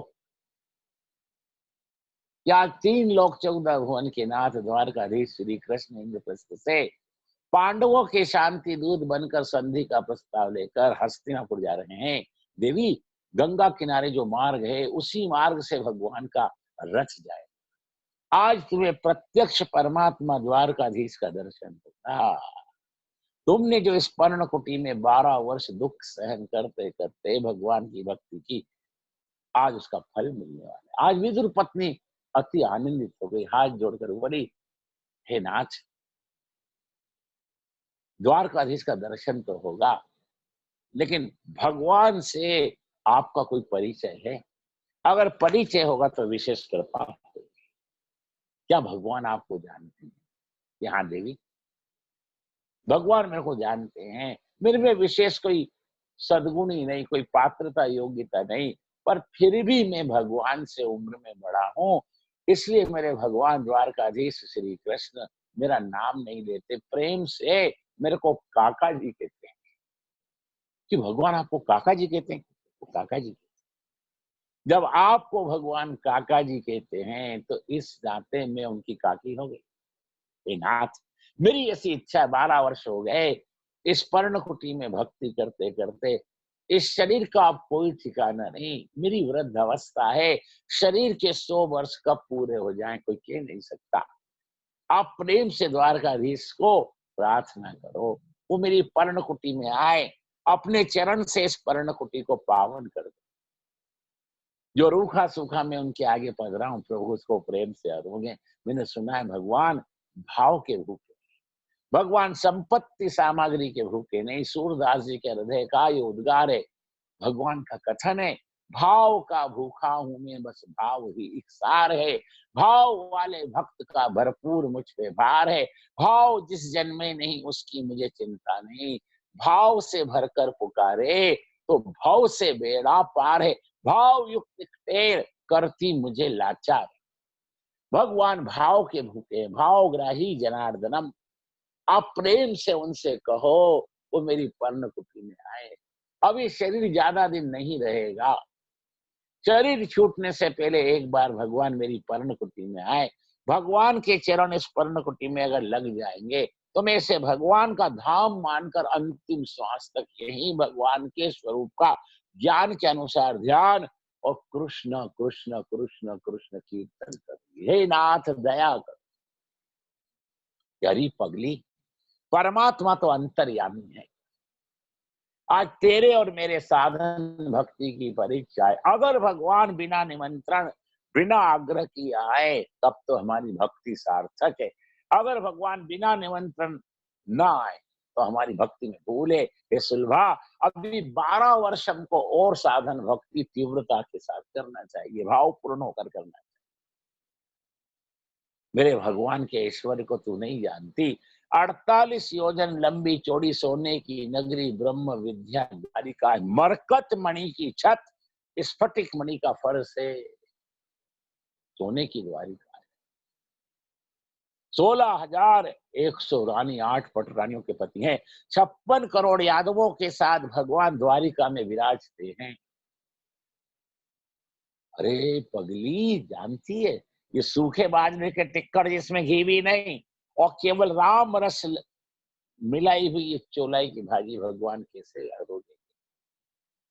कदाच वो आ गए तेरे भक्ति भाव से प्रसन्न होकर और तूने ये सामग्री रखी और भगवान ने तेरे मन को रखने के लिए एक आध घास अगर ये बाजरे के टिक्कड़ को चौलाई के साथ मिलाकर खाया, उनके होठ छिल जाए। अगर ढंग से उन्होंने चबाया नहीं, निगल लिया तो उनका गला छिल जाएगा, उनको रक्त आ जाएगा। अरे पगली सुलभा, वैष्णव जब परमात्मा श्री कृष्ण के चरणों में पूजा के समय तुलसी पधराते हैं, तुलसी ज्यादा हो तो भगवान को कष्ट होता है। भगवान कमल से भी ज्यादा कोमल। मेरे भगवान का ऐश्वर्य बड़ा, मेरे में हिम्मत नहीं कि मैं उनसे कहूं आप आओ। वो बिना निमंत्रण आए तब हमारा कल्याण, तब हमारी साधन भक्ति सफल। चल जल्दी चल, मध्याह्न काल का समय हो गया। मैंने जैसे तैसे आज पूजा की, ला तूने फल अमलिया अमन्या करे हो तो ला मैं बाल कृष्ण लाल को आज फल का ही बाल भोग रोगाऊं। फिर आके हम रसोई सिद्ध करके भगवान को प्रेम से भोजन कराएंगे, भोग लगाएंगे। चल। विदुर जी ने पूजा की तो सारे फूल अर्चा विग्रह पर पधरा दिए। अब और देवी चलें तो सही, पर मैंने सुना है सत्संग में संत के मुख से कुछ स्थान ऐसे हैं जहाँ खाली हाथ नहीं जाना चाहिए। संत की कुटी, भगवान के मंदिर, राजा के दरबार और किसी विशेष आत्मीय जन पूज्य जनों के चरणों में जाओ तो कुछ भेंट लेकर जाना चाहिए। हमारे पास और कुछ हो कि ना हो, एक फल लेकर जाना चाहिए। फल ना हो तो फूल लेकर जाना चाहिए। फूल भी ना हो तो कम से कम 2 पत्ते तुलसी के तो लेकर जाना चाहिए। मैंने भावावेश में बाल कृष्ण लाल को आज सारे पुष्प चढ़ा दिए। तू जल्दी से या पसारा उठा घर का, उठ बाहर निकल, मैं वाटिका से थोड़े फूल लेकर आता हूँ। विदुर जी पत्नी को सचेत करके बगीचा में फूल लेने हो गए। आज विदुर पत्नी ने बाल भोग सिद्ध किया, फलों का, थोड़े मेवे का, तुलसी पत्र पधरा कर बाल कृष्ण लाल के आगे आज वो भोग धरा। हे प्रभु, आज आप प्रत्यक्ष का, जैसे पंपा सरोवर में जाकर आपने शबरी माँ के गोर प्रत्यक्ष अरोगे थे। हे नाथ, मेरी बड़ी भावना है आप आरोग्य में आपको देखूं। हे नाथ आरोग्य, हे प्रभु मेरी बड़ी इच्छा है, मैं आपसे मुक्ति नहीं मांगती, आपकी नित्य लीला में, आपके गोलोक धाम के चिन्मय वृंदावन में प्रवेश नहीं मांगती।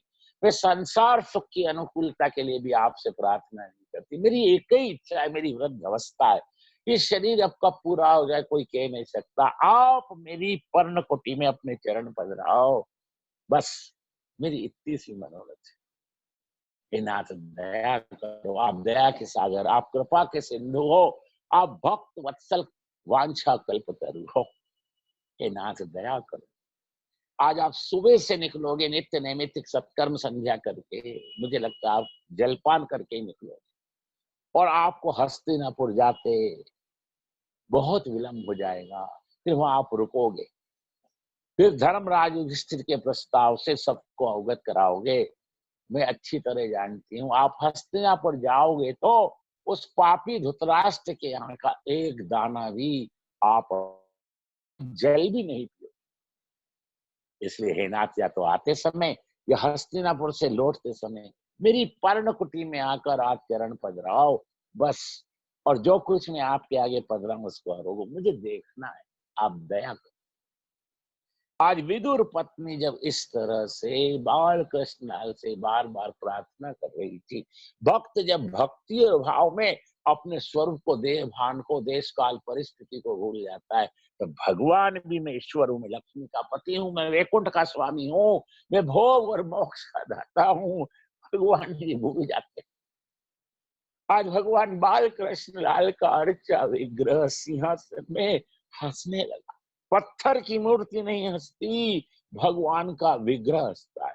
भक्त अपने भावना से, श्रद्धा से, समर्पण से आज मूर्ति को साक्षात स्वरूप में परिवर्तित कर देते हैं। आज बाल कृष्ण लाल का मुख जब देखा हंसने लगे।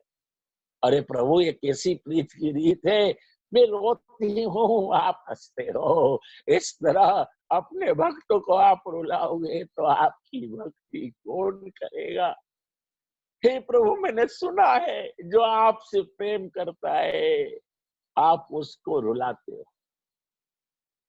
गौर सुंदर श्याम सुंदर है नाथ। आप बलराम श्री कृष्ण को लेकर अक्रूर जी जब वृंदावन से मथुरा गए, यशोदा मैया रो रो कर उन्मादनी होकर पागल जैसी हो गई। वृंदावन की गोपियों ने कितना रुदन किया कि उन सब गोपियों के नेत्रों से जो अश्रुपात हुआ उससे एक धारा रही और यमुना में जाकर मिल गई।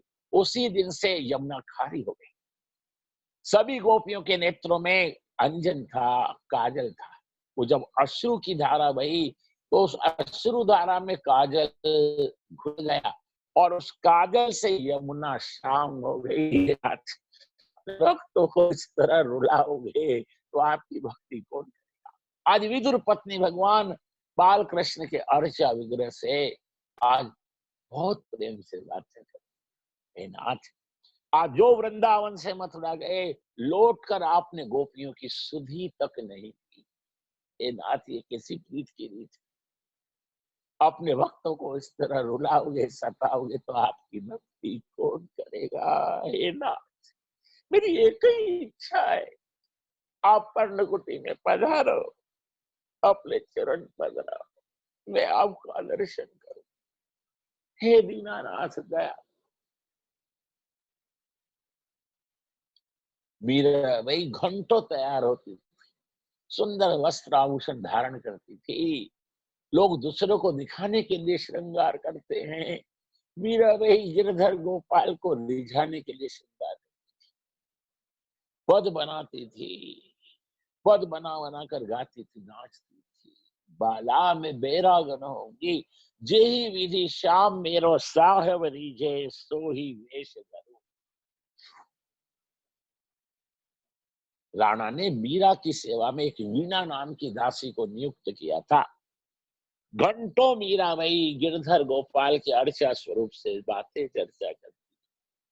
मीराबाई जब नित्य नैमित्तिक सत्कर्म गिरधर गोपाल की सेवा पूजा से निवृत्त होती है, तब वीणा ने एक बार हिम्मत करी, हाथ जोड़े, भाई साहब ते घणी वाता करो गिरधर गोपाल सो, मैं घणा दिन से देख रही, मारे नरा वर्ष हो गया। आप मने एक बात बताओ भाई साहब कि हाँ बोल वीणा, क्या बात। कि आप इतने आग्रह से भगवान से वार्तालाप करती, कभी भगवान आपसे बोलते। मीरा भाई रोने लगी, अरे वीणा मेरे सेवाकार, मैं अपात्र हूँ, मेरे पाप बहुत है, लेकिन मेरे गुरुदेव ने मेरे से कहा किसी जीव की आशा कभी करना नहीं, भगवान की आशा कभी छोड़ना नहीं। वैष्णव आशा से ही जीवन करते हैं। अरे भगवान नहीं बोले। मैंने मेरे गुरुदेव से सुना, कलयुग में जो हरि भक्त एक स्थान पर बैठकर परमात्मा को प्रसन्न करने का साधन 12 वर्ष तक करे तो भगवान उस साधना को सफल करते। अरे वीणा आज भले नहीं बोलते हैं मेरे भगवान, 12 वर्ष के बाद तो बोलेंगे कि 12 वर्ष तो कब के हो गए हे भाई साहब, यारी मेरे पाप बहुत पात्र हो। 12 वर्ष में भगवान को सब कुछ होता होगा, मैं इस अपात्र से क्या बोलूं। पर मुझे अच्छी तरह याद है, जिस दिन मैं मरूंगी, जिस दिन मेरा ये शरीर छूटेगा, उस दिन तो भगवान को दया आएगी। ये जीवा जगत छोड़कर जाने वाला है, ये जीव जीवन भर पीछे पड़ा है, आज मैं अपने जीव को कृतार्थ हूँ। हे वीणा, जिस दिन मेरा शरीर पूरा होगा उस दिन तुम मेरे गिरधर गोपाल बोलेंगे। जगत जानता है राणा ने मीराबाई को कलंकित, लांछित, लज्जित, अपमानित किया। मीरा को मारने के भी प्रयत्न किए, उस समय चतुर्मास चलता था, सारे संत वृंदावन में चतुर्मास करते थे। तुलसीदास महाराज भी ज्ञान गूंजड़ी नाम का जो स्थान है वहां पर चतुर्मास करने के लिए आए। मीराबाई ने एक पत्र लिखा, गिरधर गोपाल की भक्ति में मेरे घर वाले, मेरे कुटुंबी, मेरे स्वजन बहुत विक्षेप करते, मैं क्या करूं। हे जगत गुरु गोस्वामी तुलसीदास जी महाराज, आप मेरे को आज्ञा दो, मैं क्या करूं, मेरी भक्ति में, मेरी साधना में बहुत विक्षेप होता है। तुलसीदास जी ने पत्र पढ़ा, भाव विभोर हो गए, पत्र का उत्तर दिया। उसमें एक पद लिखा, जाके प्रिय ना राम वेदे तजिए ताही कोटि मेरी सम यद्यपि परम स्नेही। भरत अपनी माता तजी, पिता तजियो प्रहलाद, विभीषण अपनो भाई तजियो। बलि ने तो गुरु का त्याग कर दिया, गुरु की कितनी नहीं लो, और इस कली काल में तो गुरु डम है, ध्यान दो।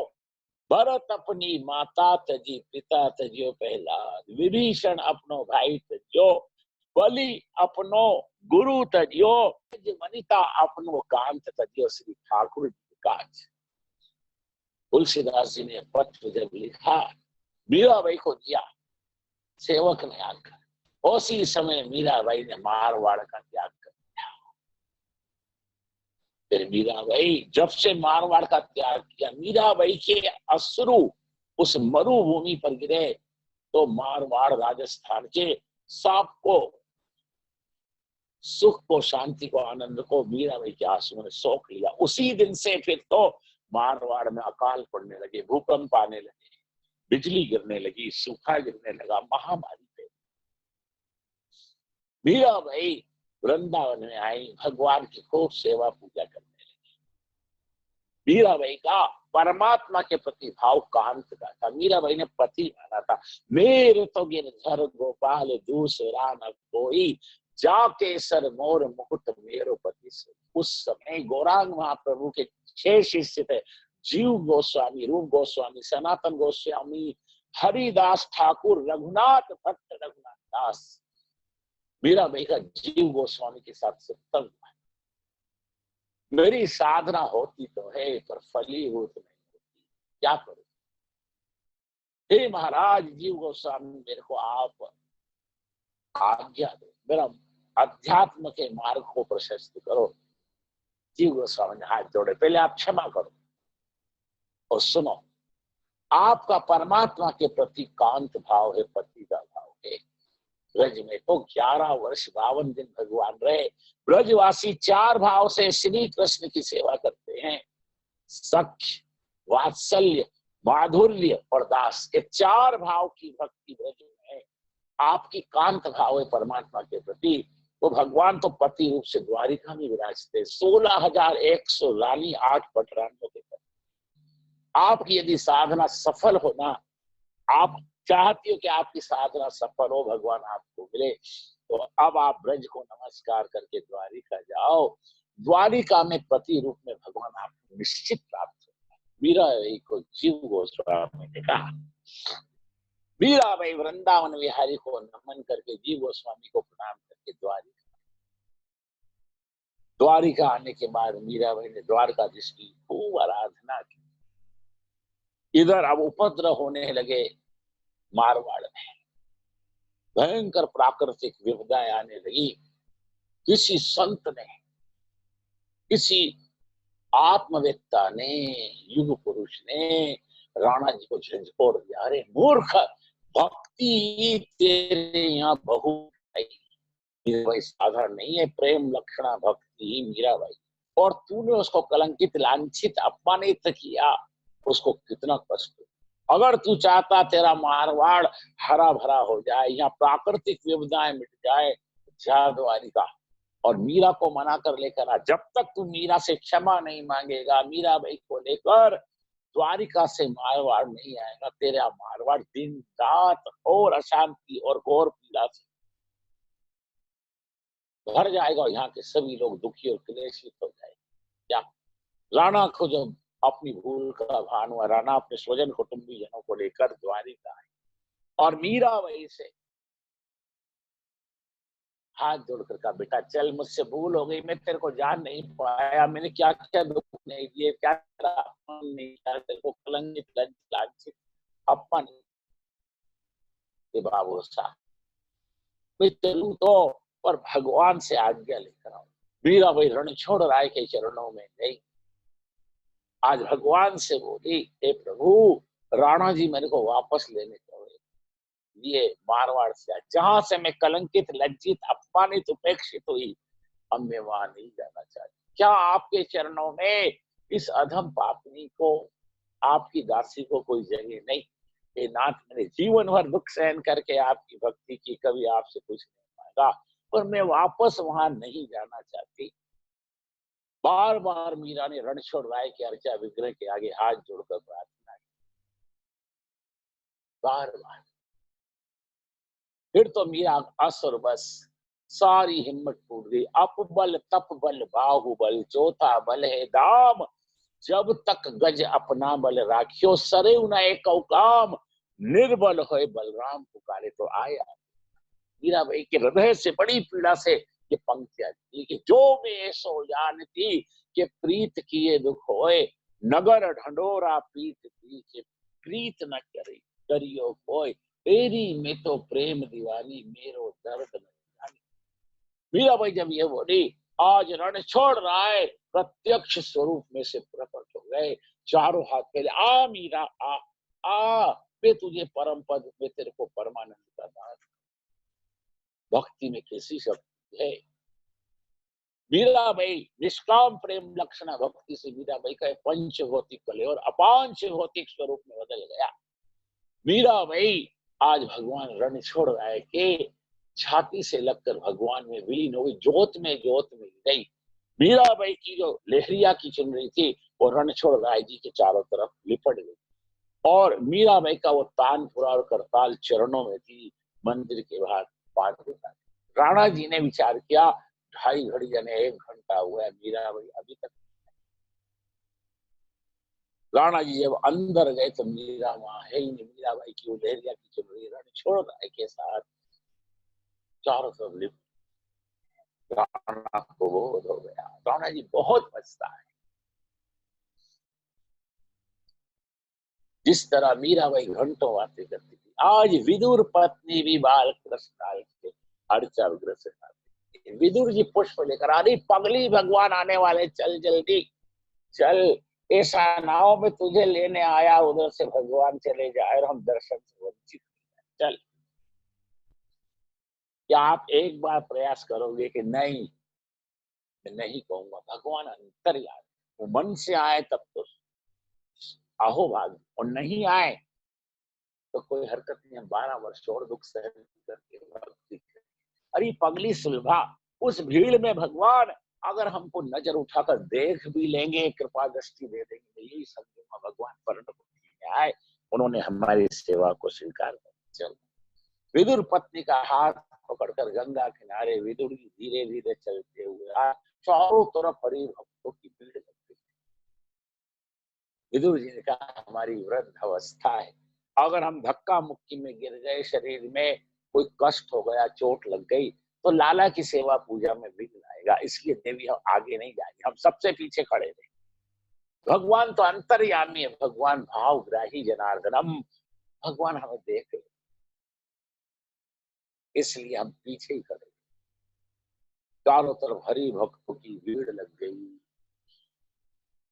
फिर तो चौबदार, आज सिपाही, आज अनेक शस्त्र हाथ में लेकर सेवक आए इंद्रप्रस्थ से और सबको सचेत करते हुए, सावधान, खबरदार, होशियार, 3 लोक 14 भुवन के नाथ द्वारकाधीश श्री कृष्ण पांडवों के शांति दूत बनकर संधि का प्रस्ताव लेकर इंद्रप्रस्थ से हस्तिनापुर के लिए आ रहे हैं, आ रहे हैं। मार्ग छोड़ो, सब अपनी अपनी मर्यादा से आगे आगे आगे पीछे पंक्तियों में खड़े हो जाए। होशियार, खबरदार, सावधान। 3 लोक 14 भुवन के नाथ श्री कृष्ण द्वारकाधीश रथ में विराज। भगवान का सोने का दिव्य रथ है जो अनेक अस्त्र शस्त्रों से सुसज्जित है। 4 घोड़े हैं भगवान के रथ में, बड़े दिव्य घोड़े, सेव्य, सुग्रीव, मेघ पुष्प और बलाहक, ये भगवान के रथ के घोड़े हैं। उनके नाम दारुक सारथी रथ को चला रहे। उद्धव ने छत्री रथ, भगवान के मस्तक पर सोने की छत्र है। सात्विकी चमन डुला रहे हैं। भगवान 100 करोड़ कामदेव से भी अधिक सुंदर। भगवान की बड़ी बड़ी आंखें, आंखों में प्रेम भरा है। पीला पीताम्बर केशनाएं, चरणों में सोने की भगवान ने पायल धारण कर रखी है, पादुका जी, कमर में सोने की गर्दनी है, हाथ में बाजू बंद है जिसमें पन्ना पुखराज लड़े। दोनों हाथ में भगवान ने सोने की कंगन जिसमें हीरे दम दम दम दम करते हैं। दोनों हाथ की 8 उंगलियों में मुद्रिका है जो नवरत्न जड़ी है। परमात्मा के कंठ में वैजयंती माला है, वक्ष स्थल पर रघुलता का चिन्ह है और ऐश्वर्य शक्ति माता महालक्ष्मी का स्थान। कौस्तुभ मणि धक धक धक धक, मस्तक के घुंघर वाले बाल कमर तक। भगवान 100 करोड़ कामदेव से भी अधिक सुंदर है। चरण कमल, नाभि कमल, नेत्र कमल, मुख कमल, हस्त कमल। परमात्मा के श्री अंग में से कमल की गंध आ रही। आज सारे हरि भक्त भगवान का दर्शन करते हैं। अरे पगली, ए सुलभा, देख देख देख देख भगवान। भगवान चारों तरफ इस तरह से नजर उठाकर जैसे किसी को ढूंढते। आज विदुर जी की और भगवान की 4 आंखें तो, और सुलभा इतनी भीड़ में भी भगवान ने मेरे को कृपा दृष्टि दी। आज विदुर जी के हाथ में पुष्प थे, वहीं से पुष्प भगवान के रथ के ऊपर जोर से फेंक कर पधराए। वो पुष्प भगवान ने हाथ से लेकर सिर से लगाया। सारे हरिभक्त द्वारकाधीश का दर्शन करते हैं, एक साथ बोल उठे, बोलिए श्री द्वारिकाधीश की जय जयकार।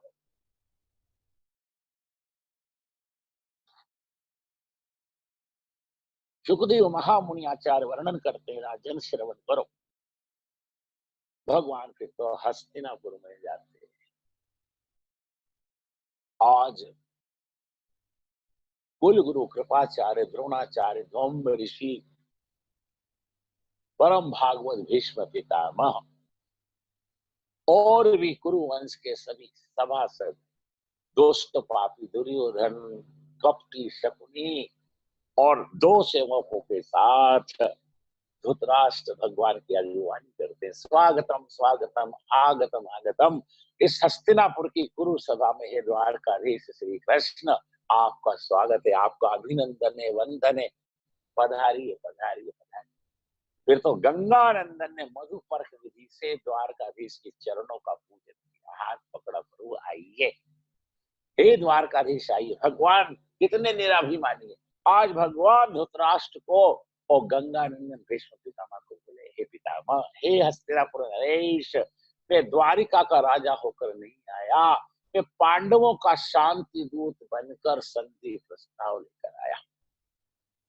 दूत होना यानी नौकर होना।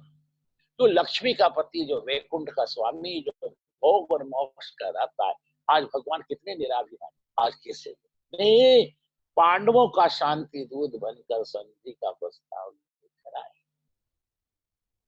एक हाथ धौम्य ऋषि ने, एक हाथ गंगानंदन भीष्म ने पकड़ा, भगवान को कुरु सभा में ले गए। भीष्म ने कहा, मेरे आसन सिंहासन पर बैठो। नहीं नहीं नहीं गंगानंदन, नहीं। भगवान के लिए जो आसन सिंहासन वहां था उस पर भगवान बैठे। भगवान ने सबको इशारा किया, सब अपने अपने स्थान पर बैठे। फिर भगवान ने विनय विवेक से भरे हुए शास्त्रों का सार आज भगवान ने मधुर प्रवचन किए समझाया। देखो, ज्यादा मैं बोलूंगा नहीं, आप सब जानते हो। हे महाराज धृतराष्ट्र, आपके अनुज पांडु राजा के पुत्र 5 पांडव हैं। आपने इनके साथ क्या किया मेरे को दोहराने की जरूरत नहीं। इस भरत खंड की धरती पर महाभारत के युद्ध की हुई का न हो, इसलिए मैं चाहता हूँ ये सारा साम्राज्य पांडवों का है। सारा नहीं तो अर्धा, अर्धा नहीं तो 5 गांव, तो वो संतोष मान लेंगे और भरत खंड की ये धरती भयानक महाभारत की युद्ध की विभीषिका से बच जाएगा। अहंकार के बिना पाप नहीं होता। उस समय दुर्योधन अपने सिंहासन से उठा, बोला भीख मांगने से राज मिलता है, वे सुई की नोक के बराबर भी पांडवों को भूमि नहीं। पांडवों के बाजुओं में शक्ति और ताकत हो तो रणांगण में हमसे युद्ध करे, 7 द्वीप 63 खंड की धरती को जीतकर पूरे ईश्वर को भोगे। नहीं तो पांडव 12 वर्ष वन में रहकर आए हैं, अभी वन के वृक्ष फलों से लदे हैं, वन में नदियां भरपूर जल से भरी हैं, जल और फल अंगीकार करके शेष जीवन अपना वो वन में बिताए। मैं उनको सुई की नोक के बराबर भी। भगवान ने कहा, रे पापी, तू धर्म नहीं जानता, तू पांडव के साथ अधर्म करता है। दुर्योधन बोला, धर्म में जानता हूं, पर वाणी वर्तन आचरण में मैं उसका समन्वय नहीं कर सकता, अपने आचरण में धर्म के अनुसार आचरण नहीं कर सकता। मैं अधर्म भी जानता हूं, पर मैं उसको अपने जीवन से निकाल नहीं सकता। मैं जानता हूं पांडव सर्वगुण संपन्न निर्दोष हैं, धर्मात्माएं, आपके भक्त, पर फिर भी इन पांडवों को सताने में मेरे को सुख होता। इतने बड़े ब्रह्मांड को, जगत को चलाने वाली कोई एक शक्ति है, वो सबकी गति मति स्तर स्थिति के अनुसार सबको कर्म करने की प्रेरणा देती है। तो वो शक्ति, वो देव मुझे पांडवों को सताने की प्रेरणा देता है, इसलिए मैं इनको सताता हूँ।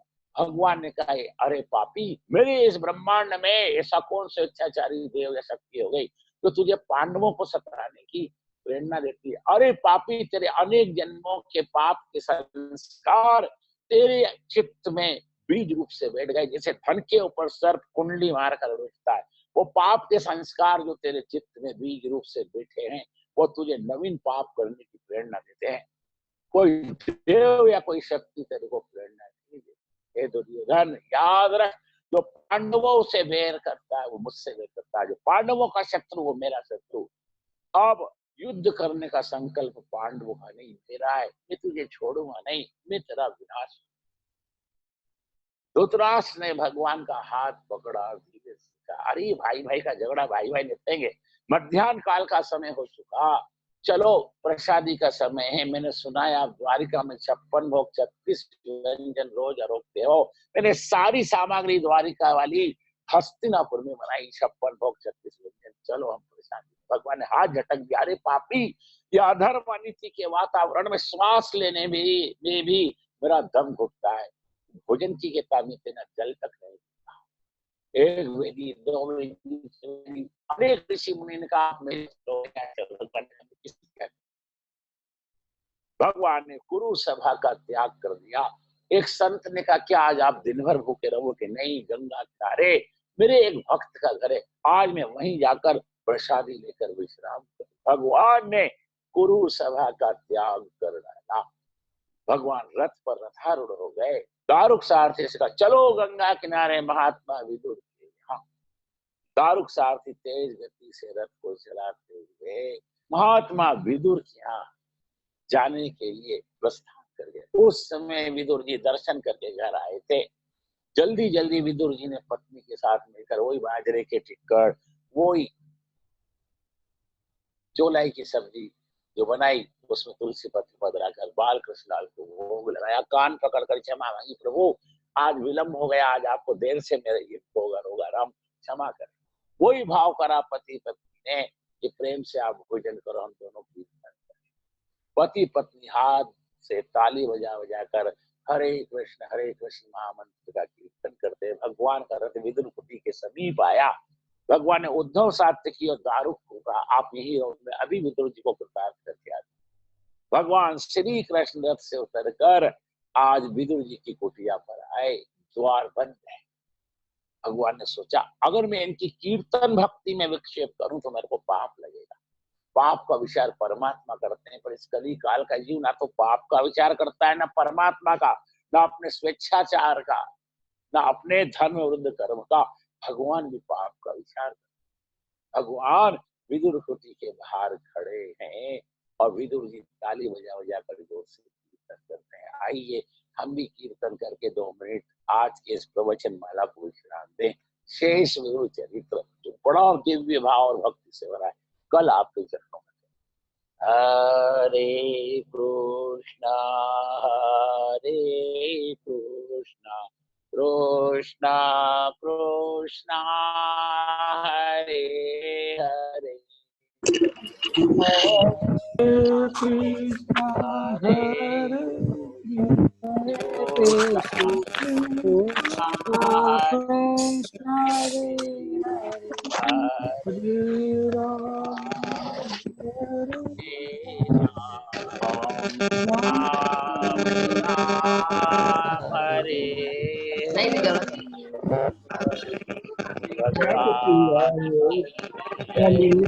जय बोलो महाराज देव सर्व संत हरि गणेश भगवान वृंदावन विहारी लाल की जय। गुण